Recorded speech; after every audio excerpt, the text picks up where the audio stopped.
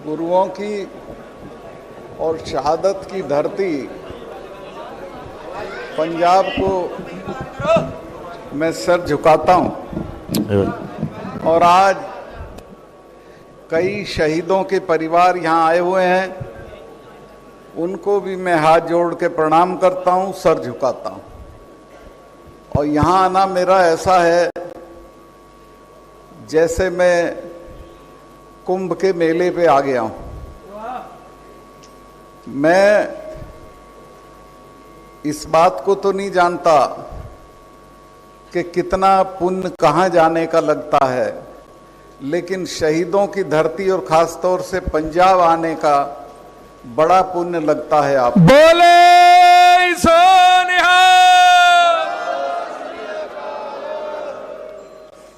मैंने कोई बड़ी करामात नहीं करी। मैंने जो मेरा फर्ज था, एक किसान घर में पैदा होकर जो मुझे महसूस हुआ उस लड़ाई के दौरान, वो मैंने किया।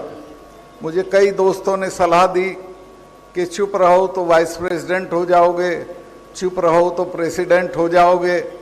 मैंने कहा मैं कोई पद इस लायक नहीं समझता हूं कि उसके लिए मैं चुप रहूं। मैंने जब देखा कि 4 महीने तक दिल्ली के बॉर्डर पे पंजाब की किसानी के नेता, हरियाणा के लोग, मेरे इलाकों के लोग पड़े रहे और कोई सुनवाई नहीं हुई, कोई बातचीत उनसे नहीं हुई, तो मैं तंग आके प्रधानमंत्री से मिलने के लिए गया। और आपसे मैं बिल्कुल जो बताऊंगा ईमानदारी के साथ बताऊंगा। ये मेरा कलम है, हर वक्त तैयार रहता हूं इस्तीफा साइन करने के लिए। मैंने उन्हें जाके कहा कि साहब 4 महीने से लोग पड़े हैं, किसी ने बात नहीं की, इनको कुछ बातचीत करके सुलटा के घर भेज दीजिए।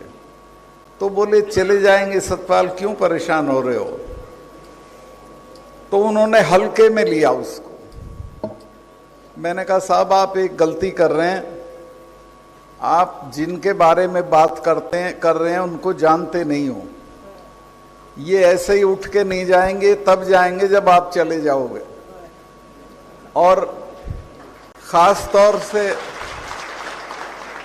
सिखों के बारे में मैंने उन्हें बताया कि ये कौम वो है जिसके गुरुओं ने अपने 4-4 साहिबजादे शहीद करा दिए, लेकिन समझौता नहीं किया। गज गज करे जावे गुरु गोबिंद सिंह जी दे मानू भावे, सत श्री अकाल। ये भूलते भी नहीं है, 300 बरस भी नहीं भूलते हैं। और ये मैं इस वजह से कह रहा हूं कि मैंने, अरुण नेहरू मेरे बहुत अच्छे दोस्त थे। उन्होंने मुझे बताया कि ब्लू स्टार करने के बाद इंदिरा जी ने अपने फार्म हाउस पे महामृत्युंजय का पाठ कराया। तो उन्होंने कहा कि बुआ अब तो ये मानती नहीं थी, ये क्यों करा रही हो। कहने लगे तुझे पता नहीं है, मेरे हाथ से एक गलत काम हो गया है।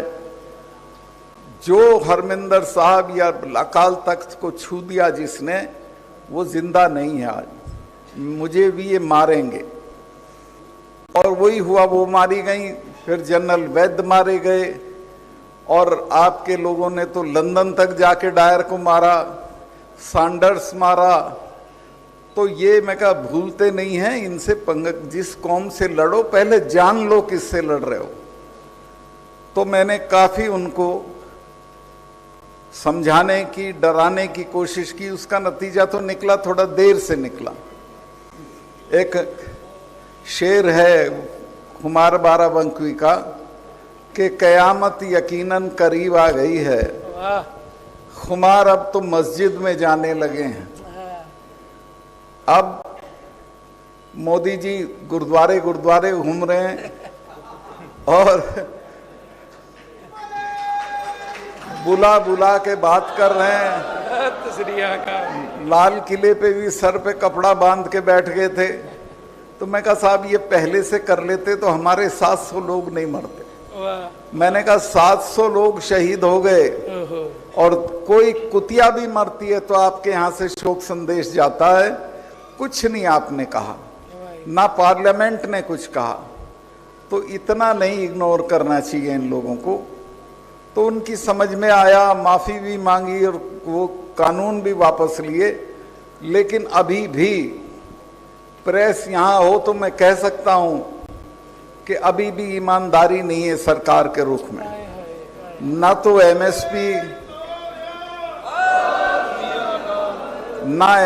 पे कुछ किया है, ना जो मुकदमे थे वो खत्म किए हैं, ना जो ये लोग लाल किले पे बच्चे चढ़े थे ना इनको छोड़ा है, ना मुकदमे खत्म किए हैं। बल्कि मैंने तो कई जगह ये कहा कि लाल किले पे अगर किसी को चढ़ने का हक है तो मैं मानता हूं कि वो प्रधानमंत्री का हक है, लेकिन उसके बाद अगर किसी का हक है तो सिखों का हक है, क्योंकि उनके गुरु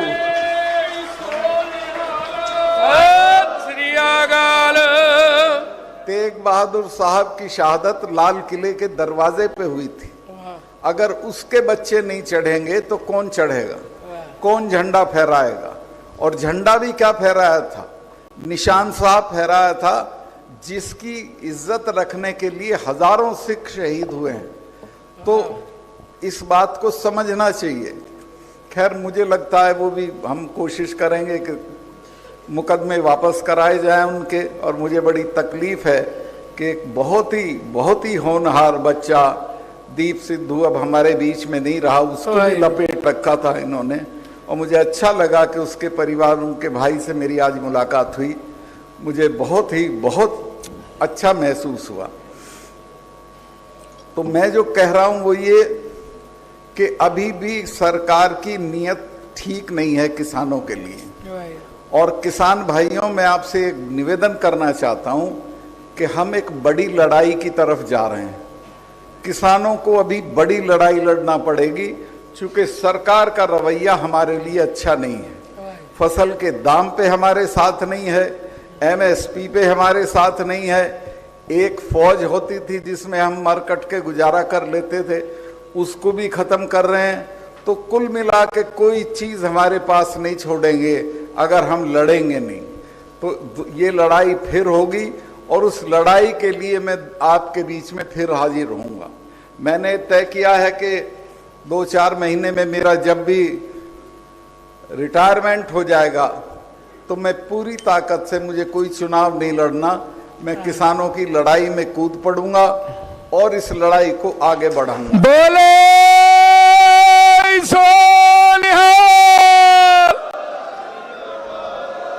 मलिक साहब, संघर्ष करो, हम तुम्हारे साथ हैं।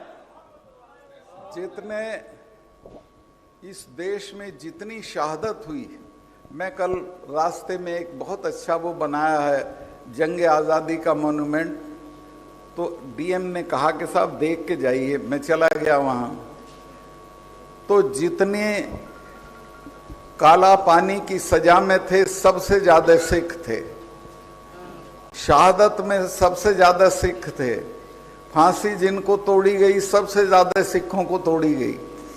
और देश के इतिहास में उनको जो जगह मिलनी चाहिए थी वो नहीं मिली है, उसको हम छीन के लेंगे। जगारे जावे निहाल हो जावे, शहीदां ਸਿੰਘਾਂ ਦੇ ਮਨ ਨੂੰ ਭਾਵੇ। सत श्री अकाल। मैं थोड़ा लंबा हो गया, लेकिन और भी कुछ बातें मैं आपके सामने कहने आया था, और वो ये है कि खेती ये हमारी खत्म कर रहे हैं, दाम ये हमको नहीं दे रहे हैं, और हमारे बच्चों को रोजगार नहीं दे रहे हैं, महंगाई बढ़ा रहे हैं। तो अब हमको ये सोचना पड़ेगा कि हम तरक्की कैसे करें। हमारे पास रियासतें नहीं हैं, महल नहीं है कि हम उनमें होटल खोल देंगे, कुछ नहीं है। सिर्फ एक चीज बचती है और वो है तालीम। आपको सुनने में अटपटा लगेगा, लेकिन एक ही चीज से हम इनसे लड़ सकते हैं, और वो है अपने बच्चों को बढ़िया से बढ़िया जगहों पे तालीम दिला के। जो आप 2-3 चीज़ों के लिए मैं हाथ जोड़ के आपसे माफ़ी मांगूंगा। मैं अभी हनुमानगढ़ गया था, मुझे वहाँ किसानों ने कहा कि साहब ये तो 2 आदमी हैं घर में और 15 कमरे की कोठी ठोकते हैं। इसी तरह से शादी में 3 छल्ले की गाड़ी मांगते हैं। बुजुर्ग के मरने पे 40 गांव का भोज करते हैं। इन कामों से बचो और अपने बच्चों को बढ़िया से बढ़िया तालीम दो। आपके बच्चों में वो काबिलियत है कि वो बहुत दूर तक जाएंगे। मैं अभी पढ़ रहा था एक जगह के, जब लीबिया का तानाशाह था जिसका नाम गद्दाफी था, उसको बागी लोगों ने मार दिया तो उसके दफ्तर में रेड किया। उस रेड में उनको एक डायरी मिली। उस डायरी में उसने लिखा है, गद्दाफी ने, कि मुझे सबसे ज्यादा आनंद तब आता है जब मैं देखता हूं कि लिटिल कोंडी, अमेरिका की विदेश मंत्री थी कोंडालीजा राइस, देखने भालने में साधारण, कमजोर, लेकिन पढ़ाई की वजह से वो अमेरिका की फॉरेन सेक्रेटरी हो गई थी। तो कहता है जब लिटिल कोंडी शेखों को धमकाती है तो मुझे बड़ा आनंद आता है। तो मैं आपको कहना चाहता हूं कि आपके यहां तो उस तरह का नहीं था, पर राजस्थान में तो जाटों को घोड़ी पे नहीं चढ़ने देते थे। दूल्हा भी घोड़ी पे नहीं चढ़ सकता था, चारपाई पे नहीं बैठने देते थे, औरतों को कमरबंद नहीं पहनने देते थे, रस्सी बांधना पड़ती थी। लेकिन जब से ये वहां आरक्षण हुआ और हमारी लड़कियां आईएएस होकर जाने लगी तो बड़े से बड़ा जो वो है रियासत वाला हाथ जोड़ के खड़ा हो जाता है उसके सामने। तो ये तालीम जब मिलेगी और हमारे बच्चे आगे बढ़ेंगे तो हमारी इज्जत भी बढ़ेगी, हमारी ताकत भी बढ़ेगी। तो आपसे मैं, पता नहीं आपके यहाँ है कि नहीं, हरियाणा में तो बहुत रिवाज है, बच्ची को गर्भ में ही मरवा देते हैं। वो सब मत करिए, इनको पढ़ाइए। बच्चियों का आप देखिए, मैं 5 जगह वो रहा हूँ गवर्नर, और वहां मैं कॉन्वोकेशन में जाता था। 30 इनाम होते थे तो 5 लड़कों के और 25 लड़कियों के। मैंने कहा लड़कों से, मैं कहा भाई संभल जाओ बेटे, तुम तो रोटी भी बनाना नहीं जानते। कुश्ती का भी मेडल यही लाएंगी, मुक्केबाजी का भी मेडल यही लाएंगी, टेनिस का भी मेडल यही लाएंगी। वो जब तुम उसे आगे बढ़ा देते हो तो बहुत दूर तक जाती है। तो उसको पढ़ाओ और बढ़ाओ। तीसरे, ये जो दहेज है, पता नहीं आपके यहाँ कितना, हमारे यहाँ तो 4 छल्ले की गाड़ी मांगते हैं, ये मांगना बंद करो। चौथा, जो आपके यहाँ है उसमें मैं दखल करूंगा तो मेरी कोई सुनवाई नहीं करेगा, वो है नशे का कारोबार। इस पे आप सख्ती से निपटिए। बेटी से तो पूछते हो कहाँ गई थी और कब आई, बेटे से ये नहीं पूछते कहाँ गया था। तो सख्ती के साथ उससे पूछिए कहाँ गया था और क्या कर रहा, उसको नशे की दुनिया से बाहर निकालिए। आपके यहाँ जैसे नौजवान दुनिया में नहीं, सिख नौजवान जब खड़ा होता है तो अलग दिखाई देता है। तो उसी की वजह से 7 सैकड़ा सिख थे महाराजा रणजीत सिंह जी के जमाने में पंजाब में, और सतलुज से लेके और काबुल तक उसका राज था। उसकी फौज को देख के एक अंग्रेज औरत ने लिखा कि मुझे लगता है हम गरीब मुल्क के लोग हैं, जिस तरह के कपड़े रणजीत सिंह जी के फौजी पहनते हैं ऐसा इंग्लैंड का फौजी नहीं पहनता है। तो एक तरह से आप समझिए, हाँ, एक घटना में बताना जरूरी समझता हूँ। ये जो आपकी रियासत थी पटियाला, कपूरथला, नाभा, ये तीनों अंग्रेज की प्रोटीज थी, माने अंग्रेज इनकी हिफाजत करते थे और अंग्रेज के देख रेख में थी। तो एक बार पटियाला की एक रानी का झगड़ा हो गया राजा से। रणजीत सिंह जी की रिश्तेदार थी, उसने चिट्ठी लिख दी कि महाराज ये तो मेरे साथ बदतमीजी कर रहा है और आप आओ हमारा फैसला करा दो। महाराज रणजीत सिंह जी आए और पूरी फौज लेके आ गए, जबकि अंग्रेज से समझौता था कि सतलुज के इधर हम नहीं आएंगे और सतलुज के उधर आप नहीं जाओगे। तो जब फौज लेके आ गए तो महाराजा पटियाला ने डलहौजी को कहा कि भाई ये तो हमला है, इसको तो हमला मानना चाहिए और आप इसका कोई इलाज करो। डलहौजी ने लंदन में पूछा कि भाई क्या करें, फौज लेके आ गया है। लंदन ने कहा कि चुप पड़े रहो, 5-7 दिन में चला जाएगा, वरना जो राज है इसे भी छिनवा लोगे। बोले सो निहाल। इतनी ताकतवर फौज थी रणजीत सिंह साहब की। उसके तोपची नेपोलियन के जमाने के थे और बेहतरीन किस्म की फौज लेके उसने ठसके के साथ, इज्जत के साथ भारत पे राज किया। एक इलाका है पाकिस्तान और अफगानिस्तान के बीच में जिसको वजीरिस्तान कहते हैं। आज तक उस पे दुनिया के किसी आदमी ने राज नहीं किया। जो करने नहीं देते वो पठान लोग हैं और आके वो सब चौकियां लूट लेते हैं, हथियार लूट लेते हैं। लेकिन रणजीत सिंह साहब ने हरि सिंह नलवा को वहां का गवर्नर बना दिया। हरि सिंह नलवा 7 साल तक वहां गवर्नर रहे और जब ये पठान ये हरकत करने लगे तो हरि सिंह नलवा साहब ने कहा कि जाओ इनके गांवों में जो जवान हो उसी को मार दो। तो इतना डर गए कि शलवार पहनने लगे नीचे, जो पठानी जिसको बोलते हैं। ये नलवा के डर से ड्रेस पैदा हुई थी कि वही शलवार पहन के रहा करो, नलवा का कोई सिपाही दिखे तो ऊपर बुर्का ओढ़ लो। तो अभी हाल मैंने पता किया कि कोई उनके परिवार में है क्या, तो किसी ने बताया जी उनकी एक पोती है। मैं कहा भाई मैं मिलना चाहूंगा। कहने लगे जी मिलोगे कैसे, वो तो जेल में अपने हस्बैंड को मारने के जुर्म में। तो ऐसी नस्ल थी। रणजीत सिंह साहब एक बार गए हुए थे शिकार खेलने और शेर ने हमला किया, उन्होंने तलवार मारी, तलवार उनके हाथ से छूट गई। उनके बराबर में थे नलवा। नलवा ने देखा कि अब शेर दोबारा हमला करेगा और महाराज को गिरा देगा घोड़े से, तो अपने घोड़े से कूद के और शेर की तरफ लपके। तो नलवा पे जब शेर ने हमला किया तो उसने दोनों हाथ पकड़ के शेर के ऐसे तोड़ दिए थे, तब उसका नाम नलवा पड़ा था। तो इस धरती पे कैसे कैसे लोग पैदा हुए हैं। मैं उसमें था कश्मीर में, अभी एक फिल्म आई है, बहुत लोग कहते हैं ये फिल्म देख लो, देख लो, कश्मीर फाइल्स देख लो। मैं कहा भाई मैं तो वहां होके आया हूं। कल ही वो दिन था जब 370 हटाई थी हमने।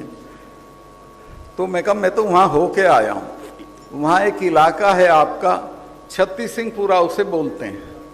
तो 36 सिखों के गांव हैं वहां। तो टेररिस्ट ने एक रात में आके 15-20 लोगों का मर्डर कर दिया। हाहाकार हो गया, सारे देश के सिख सब संगतें सब हमदर्दी में गए और कहा कि चलो यहाँ से। उन्होंने कहा कैसे चले जाएंगे, हम यहीं रहेंगे। और ये घोषणा कर दी कि हम यहाँ रहेंगे, कहीं नहीं जाएंगे। आज सब ने हथियार ले लिए, आज तक टेररिस्ट उनके गांव में नहीं घुसा है। वो मुझे मिलने आए थे और उन्होंने कहा कि गवर्नर साहब एक ही मेहरबानी चाहिए, हमारी बच्चियां इनके गांव के बीच से जाती हैं पढ़ने के लिए, हमको एक लड़कियों का डिग्री कॉलेज दे दीजिए और यहाँ दे दीजिए। मैंने 5 मिनट में वो डिग्री कॉलेज उनको दे दिया जो बन गया है। लेकिन वो कश्मीरी ब्राह्मणों की तरह छोड़ के नहीं भगे, डट के। ये तो बहुत तादाद में थे, अगर ये डट जाते तो 2 आदमी इनके मरते तो एक उनका भी मरता और फिर लड़ाई बंद हो जाती। खैर वहां सिखों ने कमाल करके दिखाया और आज छत्तीस सिंहपुरा लोग देखने जाते हैं कैसे लोग हैं। इसके अलावा मैंने 1 साल में 44 कॉलेज दिए, 4 मेडिकल कॉलेज दिए और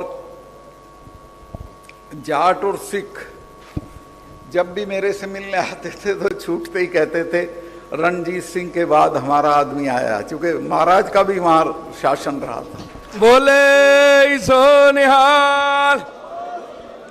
उन्होंने जहां जहां कॉलेज मांगे मैंने कॉलेज दे दिए और आज ये हालत है। हाँ, बॉर्डर के साथ इनके गांव पड़ते हैं, तो वहां जो हमला होता था पाकिस्तान की तरफ से, ये टेररिस्ट इधर उधर से आ जाते थे, तो वो उसका सबसे ज्यादा जो दबाव पड़ता था सिखों पे, जाटों पे और ये जो गुजर लोग हैं, पशुपालन करते हैं। तो मैंने ये कर दिया कि बॉर्डर के 10 किलोमीटर तक सबको आरक्षण कर दिया, सबको रिजर्वेशन कर दिया और आज सबके बच्चे वो आरक्षण ले रहे हैं। तो मैं जो कहना चाहता हूं वो ये है कि अपने बच्चों को तालीम की आदत डालिए, बढ़िया से बढ़िया जगहों पे। यहाँ तो पहले बहुत अच्छे कॉलेज थे, बेसिकली तो लाहौर में थे या अमृतसर में थे। अब पता नहीं आप लोग कॉलेज बना रहे हैं कि नहीं बना रहे हैं प्राइवेट, लेकिन बजाय बड़ी हवेलियों के कॉलेज बनाइए, बच्चों को बढ़िया जगह पे पढ़ने भेजिए। और अगर मुल्क में फिर किसानों, फिर क्या 100% किसानों की लड़ाई आपके सर पे आने वाली है, उस लड़ाई के लिए तैयार रहिए। और मैं तो सब कुछ छोड़ के आपके साथ चलाऊंगा और किसी भी कीमत पे मुंह नहीं मोड़ूंगा। बोले सोनिहाल। मैं बहुत आभारी हूं, यहाँ बाबा साहब लोगों का आशीर्वाद मिल गया, शहीदों के परिवार से मिलना हो गया और उनसे मिलना ऐसा है जैसे आप हरिद्वार हो आए, स्नान कर आए। तो मेरा तो जीवन सफल हो गया यहाँ आके। लेकिन मैं ये कहूँगा यहाँ जत्थेदारियों को, बाकी लोगों को कि आप जहाँ मुझे बुलाओगे मैं आऊँगा। मुझे अब कोई काम नहीं है, बच्चा बड़ा हो गया है, मुझे किसी तरह का लोभ लालच, चुनाव बिल्कुल नहीं लड़ूंगा किसी के भी कहने से। और मैं पूरी तरह किसान आंदोलन के साथ खड़ा रहूंगा आगे भी। तो मैं काफी वक्त आपका ले लिया। आप साहिबान के दर्शन करके मुझे वाकई ऐसा लग रहा है कि जैसे मैं किसी तीर्थ से वापस जा रहा हूं। बहुत बहुत शुक्रिया, बहुत बहुत मेहरबानी। बोले सोनिहाल। सत श्री अकाल।